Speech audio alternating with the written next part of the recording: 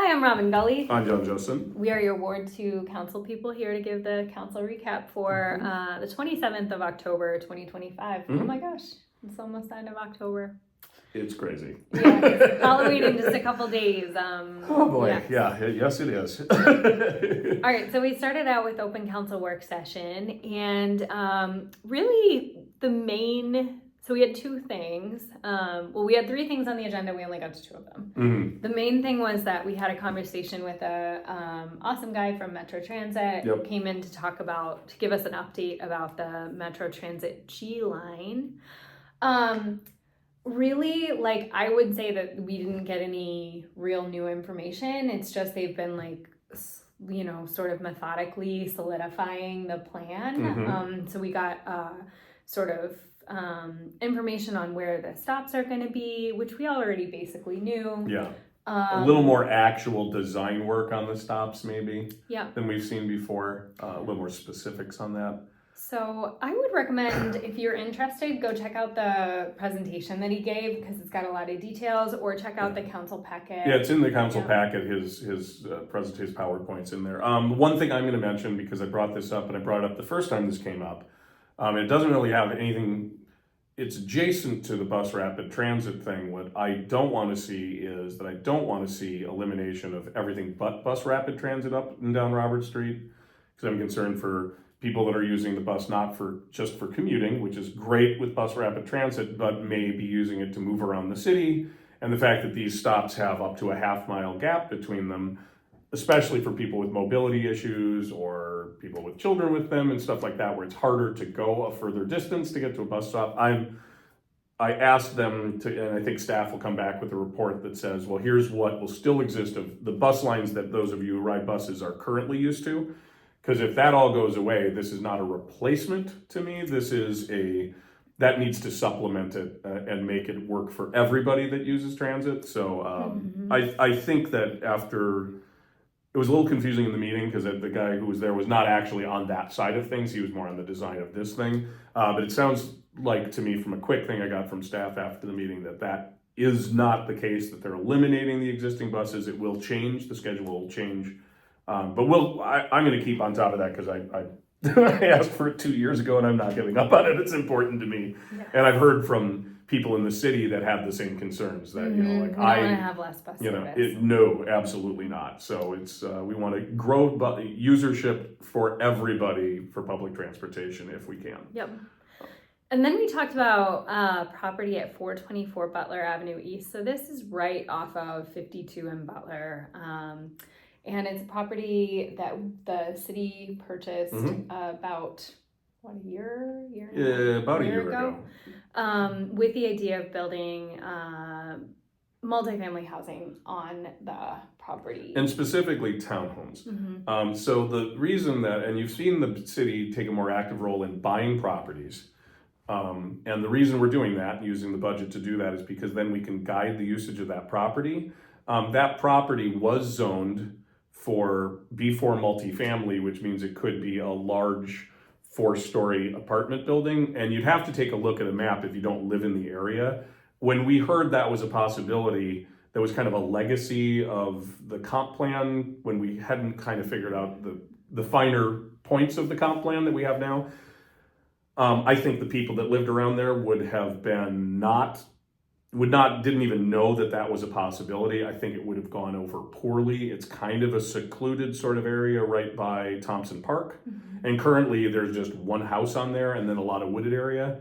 And so the reason we bought it is because we knew that people in the city probably would not support a large 4-story apartment complex going in there, and that it wasn't a good fit for the transition. You try to do these transitions where you transition from large multifamily to middle housing to single family homes, and that's every city. That's not just us. And you do that with zoning and this sort of stuff. This would have been a very abrupt thing, which would have gone from large multifamily housing to single family homes with really no slope down or whatever you want to call that. Which I think would have been kind of out of place, shocking. It's just not really the right fit. Right. Probably would have been economically viable for a developer. So rather than let it go to the common market where anybody bought it could do whatever. The city bought it to kind of guide it, try to get this more intermediary townhome project.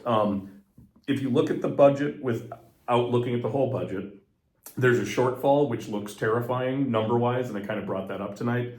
We have a lot of funds that are dedicated towards this sort of affordable townhome possibility. It's LAHA. Look it up if you really want to get into it. It's money we need to expend in very specific places, and we're looking at whether we can, whether that's a good use of those funds, if that's the best use to do that. And I think that closes the gap, and then at that point it becomes a financially positive result for the city pretty much immediately because of the ability to collect property taxes to the tune of about $35,000 on the completed townhomes. Which is a net positive. That's $35,000 more that's defrayed from other taxpayers in the city. That's the goal. And I should also mention, because by definition, an affordable townhome for 1 to 2 bedrooms is just under $400,000, and for 3 bedrooms, it's $400,000. It's over $400,000. I know a lot of you, when you hear affordable housing and then hear over $400,000. I get it. The housing market is wild right now. But in the long term, you're creating sustainable. Oh, and I should mention, owner occupied, because a lot of people ask about this. These would not be rental townhomes. These would be townhomes that were purchased by families or people who want to live there that will own the property, which was another big distinction that I think people have asked for more purchasable townhomes. We tried really hard, because I've heard from you, we tried really hard to get single level in there, and the topography just doesn't work for it. We have not lost, we know people want single level townhomes. We're trying.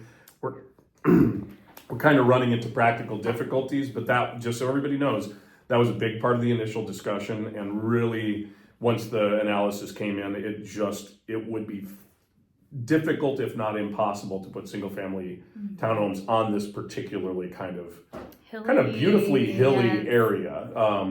So anyway, that's, the broad strokes on that. We haven't made a decision. It was just for discussion. I'm sure we're going to talk about it more, and we're going to get those. I, for one, want to see that gap erased so that it turns into something that as quickly as possible becomes net positive for the city and not net negative. And I'm pretty committed to that. So we'll be working hard on that, and I'll be encouraging staff to work really hard on that, which I know they are, but particularly. So, yeah. All right. Well, then we got into the council meeting. So one of the first things that we did was move up the swearing of our newest police officer. So Will Wright is our newest police officer, sworn in tonight. He was a community service officer for a while before. Yeah, you might actually recognize him if you take a look at the video. He's been out in the community doing a lot of work. We love when we can do that. I think it's great for the community when somebody kind of rises up to the eventual officer rank through having that participation in the community, because you know that they want to be here, you know that they appreciate it, they put in the work, and they recognize the value and how they can be valuable in the community, which is better than just hiring people randomly from outside, which we really have done very little of, honestly. A lot of them have come through channels in a very good way, I think. So congratulations to Will. I will say that was, I think it was his mom that came up and pinned the badge. And really that was the most efficient badge pinning I think I've ever seen. Normally it takes like a minute and a half, and you're worried that somebody's going to get stabbed or the badge is going to fall off. And so I don't know that she would have any reason to be watching this, but I am impressed with your ability to pin a badge on. You must have practiced a lot. So good job, everybody. Very exciting for the community too. Yes. We had a few community comments. One came from a plumber who lives here in our community who gave a really heartfelt just talk about the work of plumbers in our community. Well worth watching if you have a couple minutes. And then we went on to public hearings. But our first one, just so you know, if you saw this on the agenda, was the establishment of a TIF district for 150 Thompson. It was continued to November 24th. Yep. So not next meeting, but the following meeting. We just need more time. There's still a lot of moving parts that are all getting put in place, and it's a big, important project. we want to get it right. And so if it takes an extra month, you know what? It takes an extra month. We are not going to rush anything through because that's not good policy and we all know it. So. Yeah. The next two items were a final assessment. Whoa, I just turned my pen. It's okay. I'm not bleeding. The cap was on. A final assessment for Bernard Street reconstruction, and then a final assessment for pavement management, and a special assessment hearing for, well, okay, so I'm jumping ahead, but. Yeah, we had a couple, so these were final assessments. We had a couple people, there were some questions in the audience, which were good, kind of clarifying questions. One that I'll point out in particular was there was a question about senior citizens specifically, and whether there could be an exemption. I don't think there's anything on our books that allows for a discount or exemption for senior citizens. I'm not entirely sure we can legally do that because that is preferential treatment of a protected class, and I'm not a lawyer, but I have the feeling that might be complicated for definitions and a few other reasons, and why them and not other people. So the more important thing that I think is kind of good is there was a discussion of the fact that there is a deferment process for seniors that's through the county, which allows you to not be assessed if you are on a fixed income or a limited income. You can basically push off that assessment until the point of sale on your property, kind of like the INI thing, if you remember how we changed those rules. Now, interest does accrue, but the point in that is allowing somebody who's a senior who can't afford to make those extra payments to, at the point of sale, it would just simply come, it would have to be negotiated. You'd have to, share with the buyer. You are responsible for this assessment. You will have to pay it at the point of sale, but that takes the burden instantaneously off of somebody that is just making ends meet as a senior. And we hear from you all the time, and we are very sympathetic. Things are getting more expensive for everybody all the time, no matter who you are and what category you're in. So yeah, just so everybody knows, if you do have an assessment and do qualify, I'm not sure what the age range is, that man, we're throwing pens, I'm choking on my cough. Great. We'll be done soon, I promise. It's a little wiggy. So yeah, do look into that because I know that I get people asking about that. And is it a perfect solution? No, because you're going to end up paying more. Well, somebody's going to end up paying more in the long term. There you go. But it is an option that's out there. The only other option would be to object prior to the meeting. So at this point, you would have had to object already if you were in those two categories. We did have some objections that we did look at. Nobody on the council was compelled enough by them to exempt them at this time. There's an appeal process. If you are one of the people that filed that objection, you then move forward with an appeal, and then the courts will decide if it holds water, which is probably, unless there's something that's a huge flashing red light of this is crazy, and we've had a couple of those where somebody's been double assessed for some reason and it really feels unfair.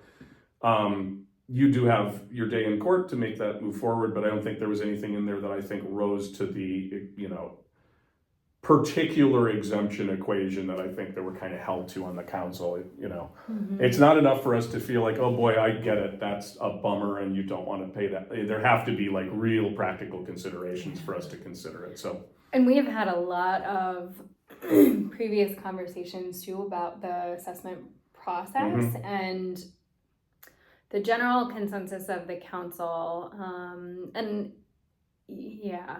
is that the reason that we do assessments for part of these roads is that the people who live there and drive their cars on them are the ones who use it the most. And so if you get an assessment, the entire community, whoever lives on those roads, so if you're a property owner on those roads, you pay 25% of the total cost of the road. So for example, in the project, so I live on Gorman. Or max is out at 25%. Max is out. Most times it actually drops below 20 when I've seen it. Like I think one of them was 18.7% or something. Yeah. Like that. So like I live on Gorman, they just redid our roads. All the neighbors who live on that street pay, and actually I think it's less than 25%, but pay a portion of that assessment. And, I think that this is a conversation that comes up in the council at least every couple of years. So if you have thoughts or feedback about Mm. that and about whether that seems like the fairest way to do it. You know, Mhm. we're always open. The real to goal feedback has always about been it. to make it as fair as possible. I mean, we have done some things that did lower those costs. We do not assess for sidewalks. Mhm. We changed the way that we do that. We fund that out of the city funds. When we people do have live the on sales corners, tax. we Yeah, we don't, if you're on a corner, you're only assessed to the point where your driveway touches the street. Try and make that fairer. So we've really been trying to make it as equitable as possible.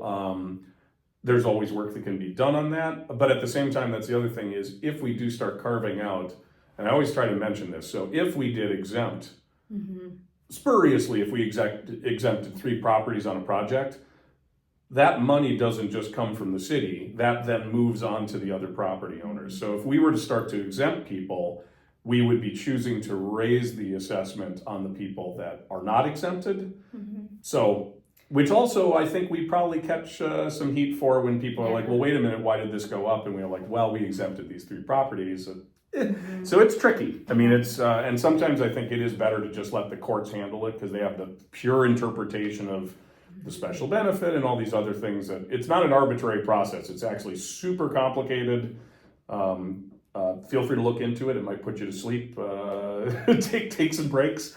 But there is a very rigorous legal process to how this is all determined. It's not throwing a dart and saying like, $2,000. Why not? No, and in fact, on some of these assessments, we saw that the amount actually and this is common. We'll usually send a notice for a higher level of assessment, and then a lot of the time the assessment actually ends up being less than. You can't go over the initial one, And also another reminder, although I don't think this applied to either of these necessarily, we did change the way that we were assessing multifamily because we actually felt they were not quite getting their fair burden versus single family, and also townhomes kind of fit in the middle there. So we have done other things recently to try and make it so we're deferring this and being more fair, because I think that multifamily was kind of getting a pretty good deal for a while. Not that they can't, but yeah. So assessment world on that. Assessments, and then we did have some quick things where there are unpaid bills for assessments and charges. Just basically we have to pass that so that they are on the tax rolls and will be collected. They're collected by Dakota County and then passed on back to us. We had one, speaking of times where there is an extraneous thing, we did have one on a grease trap separator, etc., which we take very seriously. It was with a previous tenant of building. There's now a new restaurant in there. Our goal is to get compliance. I mean, we don't care about the $2,000. It costs us a lot more on our sewer maintenance to have a non-functional grease trap than $2,000. I can tell you that right now. And so the agreement there was that the property owner, who did have a pretty compelling argument about not being kind of kept in the loop by the previous tenant on this happening, was given a stay on those for now. They were taken off the rolls. If they do install to city standards, that separator, that grease trap, etc., then we will waive those fees, because at the end of the day, the carrot and the stick aspect, the stick is charging you money. We'd much rather use the carrot of having you fix something that saves everybody in the city money than collect $2,000. $2,000 barely pays for the staff time to get the assessment to the table and then continue that problem. So that was the only exception on all of those. And I don't think we had any other requests there. So no, I don't think so. And actually, we do have one other item on the same business. Which was the folks from Mr. Mustachios came to talk about getting an off-sale liquor license. They want to be able to sell beer with their and beer only, because that's another thing that was this was discussed in the Planning Commission. If they were to move to wine or liquor, which I don't think have any intention of doing, that doesn't greenlight that. That's a whole different process. They want to have a few taps to complement their tacos. Delicious, everything I hear, delicious and probably spicy tacos and wings that I am very excited to get a try at. And so it seemed like a really good pairing. It's not going to be a bar-centric thing. It is a restaurant that is serving complimentary beverages. And as long as we're having the moment of talking about them, found out tonight, I did not realize this, that actually this is the first location for Mr. Mustachios. It is somebody planting their flag with a brand new independent business. Yep. That's awesome. And I think we can all be a lot more excited about that than a chain restaurant or something like that coming into town. So Yes, especially on Robert Street. 'Cause, Yes, I mean, yeah. definitely we have a lot of local businesses on Robert Street. Yep, more than people realize, but Yes. every time we see something, especially when it's a brand new concept and they choose to bring it here Yeah. instead of, in Inver Grove or somewhere else. Yeah. And I like getting them here. I like those small businesses. Shocking, I know, doing what I do. So go So check go out check it out, for Mr. sure. Mustachios. Yes. Yeah. And as long as we're on the subject, also, the Smith-Dodd intersection has reopened. It's open. And speaking of local businesses to support, there's a ton of local businesses right in that corridor. This would be a great time to go and stop by those businesses. They've done some heavy lifting trying to operate in not opportune situations. They really have. I'm really happy Thank that you to all the businesses for hanging on with us. I'm really and- happy to see all of you come out the other side of this. I don't think we had any closures at all, which is always a concern with any reconstruction. But if you've got a little extra money and you're feeling like it, go patronize all those businesses over there. Skip guitar strings from me and go buy something at Oxendale's or wherever you choose. I think the last thing, so we had a new plumbing, but I don't even. Oh, plumbing thing's super simple. Yeah. We used to have to send all plumbing To the state. plans to the state, which took up to 8 weeks, which was very insanely inefficient. frustrating. And Eldon, who, if you have dealt with our city at all, you might have met Eldon. Eldon has been here a long time. Eldon has gotten to the point where he can approve those plans locally, which will cut the time dramatically, which And is going he's to been be big. through doing trainings for years Yes, to be able to do that. yeah. So So I think it's gonna, everything credit is gonna to- be a lot easier for people that have plumbing projects, which are, let me tell you, as having done some, they're not easy to begin with, and they're really expensive, and sitting around and being like, well, we can't do it for, 2 months. 2 months. Sometimes you really need that plumbing to be done like sooner than 2 months from now. So hopefully we're gonna see a lot of cleanup there for residents and developments and all of that stuff. So big thumbs up to that. Mhm.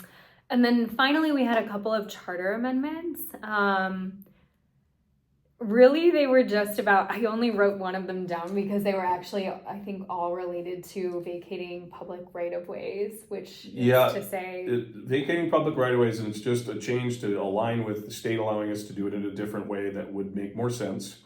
And frankly, we've apparently been confusing other entities with the way that we do it because it's wildly unorthodox and goes back to a long time ago. And then the other one was, I'm gonna get this out of order, and now I've forgotten both of them. I can do it. The paper public record, oh yeah. that's true. where it allows us, if, say, the paper that we're currently using, which is the Pioneer Press, so this is not likely, Yeah. ceases operation, it gives us an alternative way to publicly notice things. Unfortunately, we are seeing smaller level local journalism Go away. vanishing. We did have And we've had that issue. we were here, the Southwest so- Review before, and I think I was here when we had to scramble to get it somewhere else, which ended up being the Pioneer Press. This protects us from having a spot where suddenly, and I made the joke about, like the Moorhead Times is not where we want to do our public record, but if we have nowhere else to put it, Yeah. and we have to move it somewhere, have that's to- not going to be good. So Legally, we have to yeah, publish these things. which is good. Yes. And then the last thing was a charter amendment on, I had it for a second there, and shoot. I'm impressed because I didn't write it down because all of these seemed so very, Yeah, they seemed very obvious to me and not like, paper. um, Thank you for bearing with us. let me see, hang on. This We both have children that are headed towards a Friday Halloween, and I think that may be making my brain not work as well as it normally does. You'll look it up and then I'll look it up. remember it. It'll take me like a second. Okay. Here we go. Request of an audit. Nice. That was So exactly time apparently in the for 40s, we established that it was possible to demand a state audit with 100 signatures. Yes. Now these audits, we're not doing anything in the dark. We are audited by the state yearly. We have a process for being audited regularly. This is a special thing where if there was cause that there was worry about something, that you could call for an audit, and we raised it to 5% Of the people who voted in the previous last presidential election. These things do cost the city. I think the estimate was $25,000 to $50,000 if we did one of these. So I'm not saying anybody's going to do a nuisance audit, but I could whip 100 people to sign about just about anything if I tried. And so I think that we moved the floor up a little bit. It's still 537 people is I think what the number was. If there was something significant happening in the city that was worthy of triggering an audit, I guarantee you 537 signatures would be a low bar for that. Yeah. So it's not trying to keep people from doing the audit, it's just to make sure that it's a reasonable request. And when it was passed, so it hasn't changed since it was added to our charter. And good job remembering that. It was in the added 1940s. to the charter in the 1940s. Our population was much smaller. Like much less than smaller. a third of what it is now, I would guess, in the 40s. Yeah, now I'm curious what it was in the 40s, but it was way smaller than it is now. So statistically, we might have even lowered the bar technically versus what they intended back then. So we, if there's a reason to have it, have something in addition to our annual audit, absolutely you can do it. But just realize it costs a bunch of money. Yes. So have a good reason, please. Have a good reason. And then that was it for the council meeting. The last thing was the Economic Development Authority meeting, and actually all we did was continue the 150 Thompson stuff on the EDA agenda to... Also to the same date, the second meeting in November. So that's it. That's it. Thank you for bearing with the slapstick video from us. Pens flying, me choking on stuff, forgetting things. Good times. We did it. We did it. And you maybe made it to the end of this video, and possibly not. But if so, great job. Give us a you are a thumbs up and dedicated a like viewer on our YouTube channel. Thanks, everyone. Have a great night. We'll see you in a couple weeks. Oh, and happy Thanksgiving, and be safe and have a great time. Thanksgiving. Halloween. I'm so tired. I gotta go. Kennedy Park, November 1st, 1 o'clock to 2:30 grand opening. Please go there. It's gonna be super fun. There we go. Bye.